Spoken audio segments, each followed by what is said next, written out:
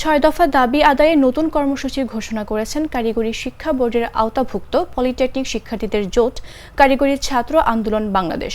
ঘোষিত কর্মসূচি অনুযায়ী আজ রোববার রাজধানী ঢাকা সহ সারা দেশের সব পলিটেকনিক ইনস্টিটিউটে বিক্ষোভ কর্মসূচি পালন করবেন শিক্ষার্থীরা। শনিবার রাতে এক সংবাদ বিজ্ঞপ্তিতে এই কর্মসূচির ঘোষণা দেওয়া হয়। কারিগরি ছাত্র আন্দোলন বাংলাদেশের ফেসবুক পেজে দেওয়া এক পোস্টেও এ কর্মসূচি সফল করার আহ্বান জানানো হয়েছে। গত 22 এপ্রিল শিক্ষা মন্ত্রণালয়ের কারিগরি ও মাদ্রাসা শিক্ষা বিভাগের কর্মকর্তাদের সঙ্গে সভা করেন কারিগরি ছাত্র আন্দোলনের নেতারা। পরদিন 23 এপ্রিল তারা আন্দোলনের স্থগিতের ঘোষণা প্রত্যাহার করে ফের কর্মসূচি দেওয়ার কথা জানান। মন্ত্রণালয়ের সঙ্গে আলোচনা ফলপ্রসূ হয়নি জানিয়ে আন্দোলন চালিয়ে যাওয়ার ঘোষণা দিয়েছেন পলিটেকনিক শিক্ষার্থীরা।